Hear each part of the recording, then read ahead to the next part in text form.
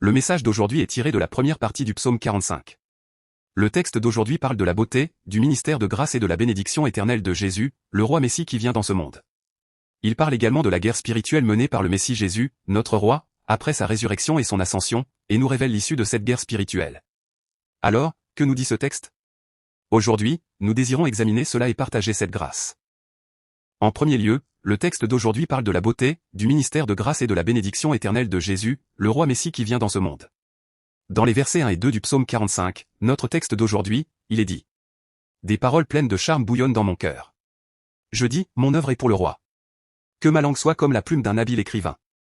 Tu es le plus beau des fils de l'homme, la grâce est répandue sur tes lèvres. C'est pourquoi Dieu t'a béni pour toujours. Des paroles pleines de charme bouillonnent dans mon cœur. Je dis, mon œuvre est pour le roi. Que ma langue soit comme la plume d'un habile écrivain. Ce premier verset est comme un cadre qui entoure l'ensemble du psaume 45. Le dernier verset de ce psaume, le verset 17, dit « Je rappellerai ton nom dans tous les âges, aussi les peuples te loueront éternellement et à jamais », se concluant à nouveau par une louange adressée au roi. La louange envers le roi qui commence au verset 1 trouve son accomplissement au verset 17. Ici, bouillonne exprime quelque chose qui surgit et entre en ébullition au-dedans du cœur.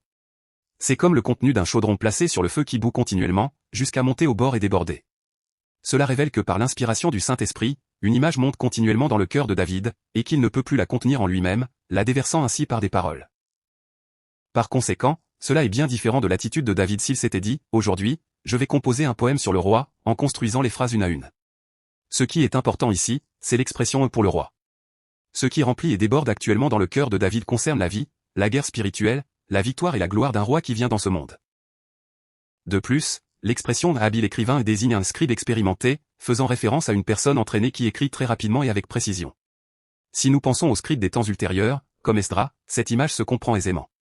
En outre, la plume fait référence ici au stylet de fer ou au roseau utilisé à l'époque pour graver minutieusement des caractères sur des tablettes d'argile, du papyrus ou du parchemin. Ainsi, David compare sa propre langue à une plume tenue dans la main d'un scribe expérimenté. Dans ce cas, qui est vraiment celui qui tient cette plume et écrit? Comme nous l'avons dit précédemment, c'est Dieu le Saint-Esprit lui-même.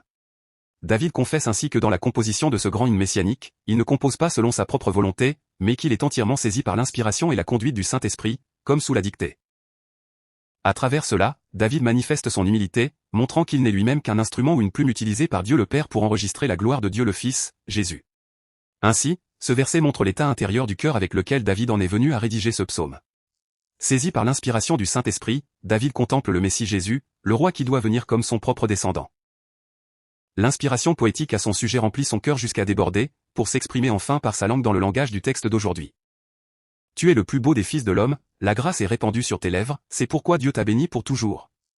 Cette parole parle de la beauté, du ministère de grâce et de la bénédiction éternelle accordée en récompense au roi qui vient dans ce monde. Ici, tu es le plus beau des fils de l'homme et signifie littéralement tu es beau par-dessus les fils des hommes, où la racine hébraïque pour beau est répétée afin d'accentuer une beauté extrême. De même que l'on observe la répétition de racines dans le langage courant pour intensifier le sens, il en va de même ici. C'est pourquoi la Septante grecque traduit par d'une beauté extraordinaire. Cela désigne une beauté incomparable et éminente, qui dépasse de loin le fait d'être simplement un peu supérieur aux autres. Cependant, cela ne désigne pas seulement l'apparence physique. Durant le ministère terrestre de Jésus, son apparence aux yeux du monde était bien éloignée de l'image glorieuse d'un roi. En effet, Jésus est né dans une humble écurie à Bethléem, a grandi à Nazareth, et a finalement rendu le dernier soupir sur la croix au milieu de toutes sortes d'insultes et de moqueries. Ainsi, comme le dit le chapitre 53 d'Ésaïe, à ne considérer que son apparence extérieure, il n'avait pas l'aspect d'un roi désirable. Par conséquent, la beauté dont il est question ici désigne une beauté divine portant la sainte gloire de Dieu, telle que l'absence de péché, la perfection morale et la sagesse. David, par cette admiration fervente, exprime la personne et la gloire de Jésus venu en chair sur cette terre, incomparable à tout être humain. De plus, la grâce est répandue sur tes lèvres et signifie littéralement la grâce a été déversée sur tes lèvres. Cela ne signifie pas que le roi proclamait des paroles sur cette terre selon sa propre volonté et son propre cœur, mais que Dieu a versé la grâce avec abondance sur ses lèvres. En vérité, où qu'il soit et en tout temps, Jésus laissait couler des paroles de grâce qui ramenaient les pécheurs et ressuscitaient les morts. Cependant, cette expression ne se limite pas à ces seules paroles, mais constitue aussi une synecdoque révélant l'ensemble du ministère terrestre de Jésus. Jésus a manifesté une grande grâce non seulement par ses paroles, mais aussi par les actes de son ministère. Il s'est tenu aux côtés des marginalisés pour les aider, et enfin, en mourant sur la croix et en versant son sang, il a accordé le salut à tous ceux qui croient en lui. C'est ainsi que les paroles de grâce surgies de ses lèvres ont trouvé leur accomplissement dans l'événement de grâce qu'a été sa mort sur la croix. Le c'est pourquoi et qui suit indique la récompense de Dieu pour la beauté de Jésus et pour son ministère de grâce. Puisque Jésus est saint de manière ontologique et qu'il a parfaitement accompli l'œuvre de la rédemption, Dieu le Père lui a accordé une bénédiction éternelle en récompense. Cette bénédiction consistait non seulement à le ressusciter d'entre les morts, mais aussi à l'asseoir à la droite du trône céleste, à lui accorder une royauté éternelle et à lui faire recevoir l'adoration et l'élévation de toute la création. En second lieu, le texte d'aujourd'hui parle de la guerre spirituelle menée par Jésus notre roi après sa résurrection et son ascension. Dans les versets 3 à 5 du psaume 45, notre texte d'aujourd'hui, il est dit: Ceins ton épée sur ton côté, homme vaillant, ta parure et ton éclat. Sois victorieux, monte sur ton char, pour la cause de la vérité, de la douceur, de la justice. Et que ta droite se signale par de merveilleux exploits. Tes flèches sont aiguës, des peuples tomberont sous toi. Elles perceront le cœur des ennemis du roi. Ceins ton épée sur ton côté, homme vaillant, ta parure et ton éclat. Désormais, Jésus le roi ne demeure pas dans une simple apparence de beauté, mais il apparaît comme un guerrier marchant vers le champ de bataille, l'épée ceinte sur le côté. Ici, homme vaillant dépasse la notion de simple homme capable pour désigner un puissant guerrier victorieux. C'est le mot utilisé dans Ésaïe 9:6 lorsqu'il est prophétisé au sujet du Messie à venir qu'il sera appelé Dieu puissant. Désormais, le roi Jésus que contemple David n'est nullement un être impuissant. Lorsque le Messie Jésus est venu pour la première fois sur cette terre, aux yeux des hommes, il semblait sans force, et lorsqu'il était suspendu à la croix, il apparaissait comme un roi vaincu. Cependant, la mort de Jésus n'était pas une défaite. 3 jours après son ensevelissement, Jésus est ressuscité, il est monté au ciel et s'est assis à la droite du trône de Dieu. Et maintenant, comme nous le voyons dans le texte d'aujourd'hui, muni de la royauté qui domine sur toute la terre, il s'avance dans la guerre spirituelle. Il se tient comme un vaillant guerrier, semblable à la vision du chapitre 19 de l'Apocalypse où il apparaît monté sur un cheval blanc. Ici, l'épée que le roi Jésus saint à son côté symbolise la parole de jugement juste et la parole de Dieu qui est la vérité. Comme il est écrit dans Hébreux 4. 12, car la parole de Dieu est vivante et efficace, plus tranchante qu'une épée quelconque à 2 tranchants, pénétrante jusqu'à partager âme et esprit, jointure et moelle, elle juge les sentiments et les pensées du cœur, c'est une parole plus tranchante qu'une épée à 2 tranchants. Ceindre une telle épée sur le côté signifie être entièrement armé pour aller au combat. Jésus s'avance armé de cette arme puissante qu'est la parole pour détruire les puissances du péché, de la mort et de Satan. De plus, la parure et l'éclat désigne la gloire et la dignité propre à Dieu le Fils, et saint signifie revêtir cette gloire et cette majesté sur tout son être comme un vêtement. Jésus ne se contente pas de ceindre une épée tranchante, mais il s'avance revêtu de vêtements de puissance, c'est-à-dire de la gloire et de la majesté divine. En d'autres termes, Jésus le roi ne combattra pas seulement avec une épée, mais avec la gloire, la majesté et la puissance royale. Tout comme au chapitre 1er de la Genèse, lorsqu'il a ordonné que la lumière soit, la lumière est apparue, de même maintenant, lorsque le Messie Jésus ordonne, les puissances du péché, de la mort et de Satan sont brisées, les cœurs insensibles, obstinés et rebelles deviennent des cœurs chers, les morts reviennent à la vie et passent de la mort à la vie. En définitive, cette parole montre que le combat du roi Jésus n'est pas un combat contre la chair et le sang, mais une guerre spirituelle. De plus, elle proclame que Jésus, revêtu d'une gloire et d'une majesté sainte qu'aucun roi de ce monde ne peut égaler, remportera une victoire absolue dans cette guerre. Sois victorieux, monte sur ton char, pour la cause de la vérité, de la douceur, de la justice. Et que ta droite se signale par de merveilleux exploits. Cette parole révèle le but pour lequel Jésus le roi mène la guerre spirituelle. Premièrement, la vérité désigne ici la fidélité de Dieu envers son amour d'alliance. Dès avant l'éternité, Dieu a conclu l'alliance de rédemption et a travaillé avec fidélité pour l'accomplir. Lorsque les temps ont été accomplis, conformément à cette alliance, il a envoyé son Fils unique mourir sur la croix en versant son sang, pardonnant et sauvant quiconque croit en lui. Le but pour lequel Jésus mène la guerre spirituelle est précisément de témoigner et de proclamer à toute la terre cet amour d'alliance fidèle de Dieu. Deuxièmement, la douceur désigne la sainte humilité de Dieu manifestée dans le processus du salut. Dieu est celui qui pourrait à lui seul, par sa seule puissance et son seul commandement, foudroyer en un instant les puissances du péché, de la mort et de Satan, et sauver son peuple élu avant l'éternité. Cependant, si Dieu sauvait un homme par sa seule puissance en déclarant que le péché d'un tel soit effacé, sans aucun prix payé pour le pardon du péché, ce serait un acte d'orgueil ignorant la loi et la justice. C'est pourquoi Dieu a choisi une voie juste et humble. Faire mourir son Fils unique sur la croix en versant son sang, payant ainsi à la place de l'humanité le prix de ses péchés. La guerre spirituelle de Jésus vise précisément à manifester et à élever cette humilité et cette douceur de Dieu aux yeux de ce monde entier. Troisièmement, la justice désigne la justice de Dieu accordée gratuitement à ceux qui croient au mérite du sang précieux de Jésus-Christ. Le but pour lequel Jésus mène la guerre spirituelle est d'offrir cette justice de Dieu comme un don à son peuple élu avant l'éternité. De plus, monter évoque le geste de monter à cheval ou sur un char pour s'élancer sur le champ de bataille. Désormais, David crie au roi Jésus de revêtir la puissance et la majesté divine comme un char de guerre, et d'avancer hardiment vers la victoire. Cela exprime en langage poétique l'avancée glorieuse de Jésus pour étendre le royaume de Dieu. De plus, la droite du roi symbolise la puissance divine de Jésus, et les merveilleux exploits, ou choses redoutables, symbolisent non pas une simple terreur, mais des œuvres admirables qui suscitent une sainte crainte dans le cœur des hommes. En outre, le terme traduit par se signaler ou enseigner évoque l'action de lancer des flèches ou de faire tomber la pluie, montrant les deux œuvres que la puissance de Jésus accomplit dans le monde. Tout d'abord, envers les puissances du péché, de la mort et de Satan, Jésus exécute un jugement de justice inéluctable, comme s'il tirait des flèches. De ce fait, les forces ennemies, devant la puissance irrésistible de Jésus, éprouvent une terreur insurmontable et fléchissent le genou. Inversement, envers son propre peuple qui soupire après la vérité, l'humilité et la justice, Jésus déverse une grâce de salut inévitable, comme une pluie bienfaisante sur une terre desséchée. Par conséquent, le peuple de Dieu élu avant l'éternité se soumet lui aussi avec une sainte crainte, et tout comme l'herbe vivante pousse sur une terre aride lorsque tombe la pluie, la grâce de Dieu et la vie du salut abonderont sur toute la terre. En fin de compte, le but ultime de la guerre spirituelle est de renverser la domination du péché, de la mort et de Satan, d'affranchir le peuple de Dieu qui gémissait sous cette oppression et de le ramener à Dieu, afin d'établir et d'étendre le royaume de Dieu dans sa totalité. Tes flèches sont aiguës, des peuples tomberont sous toi, elles perceront le cœur des ennemis du roi. Cette parole dépeint de manière vivante la scène solennelle où Jésus le roi combat réellement contre les ennemis sur le champ de bataille spirituel. Ici, les flèches désignent des flèches puissantes lancées par un arc, symbolisant la parole de jugement juste proclamée par le roi Jésus et la puissance souveraine de l'évangile qui transforme les âmes. Ici encore, les ennemis et les peuples possèdent un double sens. Le premier désigne les forces du mal, à savoir le péché, la mort et Satan qui s'opposent à Dieu. Le second désigne les êtres humains que nous sommes, qui, en raison du péché survenu après la chute dans le jardin d'Éden, vivaient sous la colère de Dieu et se comportaient fondamentalement en ennemis de Dieu. Par conséquent, lorsque le roi Jésus décoche ses flèches, ceux dont le cœur est percé et qui tombent sous ses coups sont à la fois les puissances sataniques et notre propre être d'autrefois qui vivait en s'opposant à Dieu. De plus, le cœur désigne littéralement l'organe, mais au sens biblique, il symbolise le centre le plus profond de l'âme humaine, le siège des pensées, de la volonté et de l'esprit. Ainsi, dire que les flèches du roi percent le cœur des ennemis et signifie que la puissance et la parole du roi Jésus pénètrent sans la moindre erreur au centre même de l'âme de l'ennemi pour le frapper avec force. Si la flèche de la parole lancée par le roi Jésus transperce le cœur du péché, de la mort et de Satan, la domination de l'ennemi qui nous écrasait sera totalement détruite et réduite en miettes.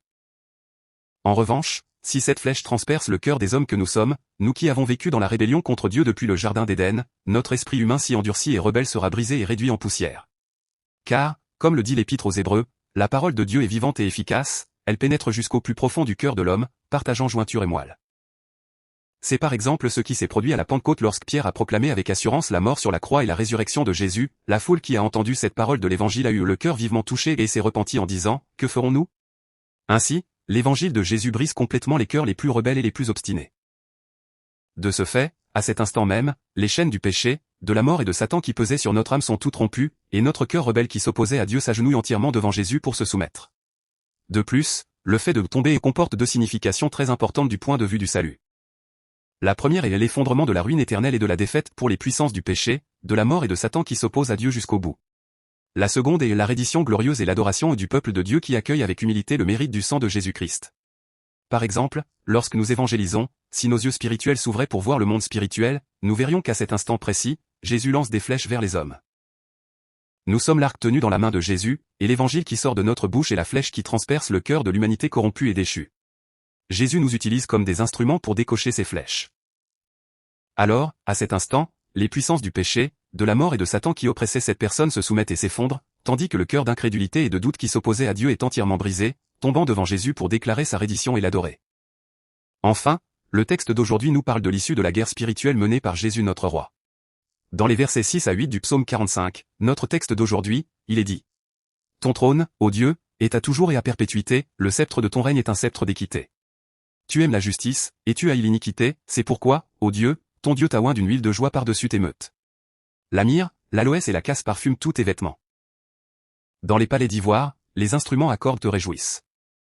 Ton trône, ô Dieu, est à toujours et à perpétuité, le sceptre de ton règne est un sceptre d'équité. » Cette parole contemple le royaume du Messie, le royaume de Dieu, et sa royauté éternelle qui seront établis grâce à la victoire parfaite dans la guerre spirituelle. Traduire littéralement ton trône, ô Dieu, est à toujours et à perpétuité et donne, ô Dieu, ton trône est éternel. Jusqu'à présent, David n'a cessé d'appeler le Messie le roi. Mais soudain, en arrivant au verset 6, déversé dans une émotion sainte par le Saint-Esprit, il s'écrie à l'adresse de ce roi, ô Dieu. Cela révèle que le Messie Jésus qui doit venir comme son descendant n'est pas un simple héros humain remarquable ou un roi séculier, mais qu'il est Dieu le Fils, possédant la nature divine en son essence. Cette confession merveilleuse est attestée avec plus de force encore plus tard dans le Nouveau Testament. Au chapitre 1er, verset 8 de l'Épître aux Hébreux, il est dit « Mais il a dit au Fils, ton trône, ô Dieu, est éternel », citant directement ce passage, ce qui prouve clairement que Jésus est ce Dieu même prophétisé dans l'Ancien Testament. Ici, ton trône symbolise l'autorité absolue et le pouvoir de règne du roi, et à toujours et à perpétuité et désigne le temps infini, d'éternité en éternité, sans commencement ni fin. Les rois de ce monde, même s'ils remportent de grandes victoires dans de puissantes guerres et fondent des royaumes éclatants, voient finalement leur trône et leur règne prendre fin avec le cours du temps. Même la propre dynastie de David s'est effondrée lors de l'invasion babylonienne en 586 avant Jésus-Christ. Cependant, le royaume de Dieu établi par le roi Jésus ne s'effondrera jamais. Son trône ne change jamais et son règne ne décline jamais. Le royaume de Dieu ne connaît pas la ruine ni le changement de dynastie comme les empires de ce monde, mais c'est un royaume glorieux qui subsiste éternellement, d'éternité en éternité. De plus, le sceptre de ton règne est un sceptre d'équité et montre le principe du gouvernement de Jésus, qui règne avec une justice parfaite. Ici, le sceptre est le bâton de commandement que le roi tient à la main, représentant le pouvoir royal ainsi que la manière et les principes de gouverner le pays. Le principe par lequel Jésus gouverne le royaume de Dieu est l'équité. Le mot traduit par équité signifie droiture, rectitude, absence de déviation, désignant une justice parfaite qui ne se courbe ni ne s'altère en rien. Par exemple, le sceptre des rois terrestres est souvent courbé pour leurs intérêts personnels, entaché de corruption, de cupidité et d'exercices partiaux du pouvoir. Mais le sceptre du roi Jésus est un sceptre d'équité sans la moindre partialité. Bien plus, la manière de régner de Jésus est l'équité et la justice parfaite en elle-même. C'est pourquoi, dans le royaume de Dieu gouverné par Jésus, il n'existe aucune injustice, aucun subterfuge ni aucune peine injuste, mais il est pleinement rempli et débordant de la justice, de la miséricorde et de la grâce immuable de Dieu. En somme, cette parole proclame au monde entier l'éternité du royaume de Dieu, en contraste avec les royaumes périssables et les pouvoirs séculiers de ce monde, ainsi que la souveraineté absolue et le règne juste de Jésus notre roi. Tu aimes la justice, et tu haïs l'iniquité, c'est pourquoi, ô Dieu, ton Dieu t'a oint d'une huile de joie par-dessus tes meutes. Cette parole résume le ministère terrestre de Jésus ainsi que son œuvre de propagation de l'évangile par la guerre spirituelle après sa résurrection et son ascension. Ici, tu aimes la justice et signifie que Jésus lui-même se réjouit de la justice de Dieu accomplie sur la croix, et qu'il la témoigne et la proclame à toute la terre. Il y a 2000 ans, en mourant sur la croix et en versant son sang, Jésus a accompli la justice de Dieu qui pardonne tous les péchés et déclare gratuitement juste quiconque croit en lui. De plus, après sa résurrection et son ascension, il se réjouit d'envoyer le Saint-Esprit aux croyants que nous sommes, de nous revêtir de cette justice de Dieu, de nous sauver et de nous conduire dans le royaume de Dieu. En revanche, tu haïs l'iniquité et résume la ferme volonté de jugement de Jésus contre ses ennemis, lui qui ne laisse pas impunis les puissances du péché, de la mort et de Satan, mais les renverse et les détruit à coup sûr. L'expression et c'est pourquoi, ô Dieu, ton Dieu montre la relation entre Dieu le Père et Dieu le Fils. Au verset précédent, David appelait le roi Jésus ô Dieu, mais il mentionne maintenant Dieu le Père qui établit ce roi et lui donne l'onction. Cela révèle le mystère insondable du Dieu triune. Bien que Jésus soit Dieu par nature, il se tient en même temps comme Dieu le Fils, servant Dieu le Père comme son Dieu et obéissant parfaitement à sa volonté. L'acte de l'onction est ici le signe que Dieu a établi Jésus comme un roi particulier et a confirmé officiellement sa royauté, c'est aussi la scène où il bénit Jésus qui revient victorieux de la guerre spirituelle. Ici, l'huile de joie signifie littéralement huile d'allégresse et de célébration. Dans la société ancienne, l'onction était pratiquée lors du couronnement d'un roi ou lors de banquets de réjouissance particuliers. Il en va de même ici. Ici encore, l'onction symbolise la joie suprême, la gloire éternelle et la bénédiction divine accordée à Jésus revenu victorieux de la guerre spirituelle. De plus, les compagnons, ou égaux, désigne ici les saints qui ont participé à la guerre spirituelle aux côtés du roi, et par-dessus tes meutes signifie qu'il l'a élevé au-dessus de tous ses compagnons pour le rendre éminent. Cependant, le fait que Dieu ait répandu l'huile de joie suprême non pas sur les saints qui ont participé ensemble à la guerre spirituelle, mais uniquement sur le roi Jésus, nous rappelle avec précision la nature même de la guerre spirituelle. C'est-à-dire que la victoire du saint sur les puissances de Satan ne provient nullement de la capacité ou du mérite propre au saint. Bien au contraire, toutes les victoires des saints trouvent leur racine dans le mérite du sang de Jésus-Christ, qui a remporté la victoire une fois pour toutes en mourant sur la croix et en versant son sang il y a 2000 ans, et elles dépendent du Seigneur qui mène lui-même la guerre spirituelle aujourd'hui. Les saints ne font que participer à la guerre du roi comme des instruments utilisés pour la propagation de l'Évangile. C'est semblable à la confession de Paul dans 1 Corinthiens 3:7. En sorte que ce n'est pas celui qui plante qui est quelque chose, ni celui qui arrose, mais Dieu qui fait croître. Ainsi, celui qui accomplit l'œuvre du salut en ressuscitant les morts est le roi Jésus seul. C'est pourquoi toute la gloire de la victoire et l'onction de l'huile de joie reviennent légitimement non pas aux saints qui participent à la guerre spirituelle, mais uniquement à Jésus notre roi. La myrrhe, l'aloès et la casse parfument tous tes vêtements, dans les palais d'ivoire, les instruments à cordes te réjouissent. Cette parole décrit le banquet de victoire rempli de joie qui se déroule en l'honneur du roi Jésus, revenu après la fin de la longue guerre spirituelle en ayant remporté une victoire totale. Dans le Proche-Orient ancien, le roi et les soldats qui revenaient d'un combat acharné étaient couverts de poussière, de sang et de sueur, leur peau étant gercée et meurtrie. Lorsqu'ils revenaient victorieux de la guerre, la famille royale et le peuple organisaient une grande fête de victoire pour les accueillir. Après leur avoir lavé le corps, on appliquait généreusement sur leur tête et leur corps une huile parfumée composée d'huile d'olive mélangée à de la myrrhe, de l'aloès et de la casse. C'était un acte de guérison et d'hospitalité qui soignait la peau endolorie et transformait l'odeur du sang et de la sueur en un doux parfum.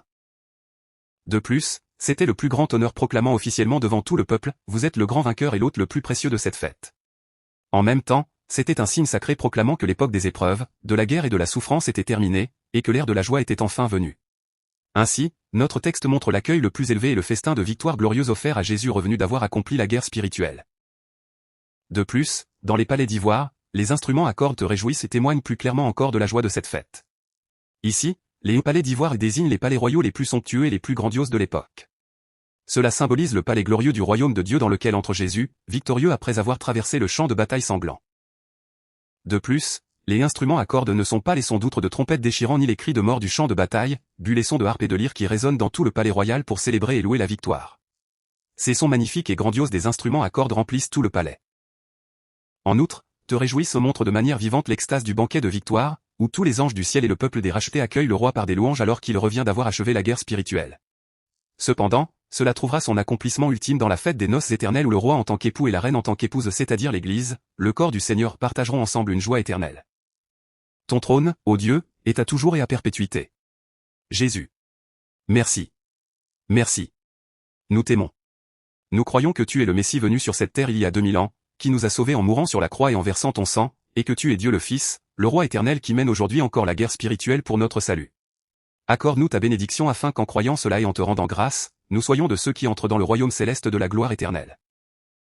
Nous te bénissons et te prions au nom de Jésus. Amen.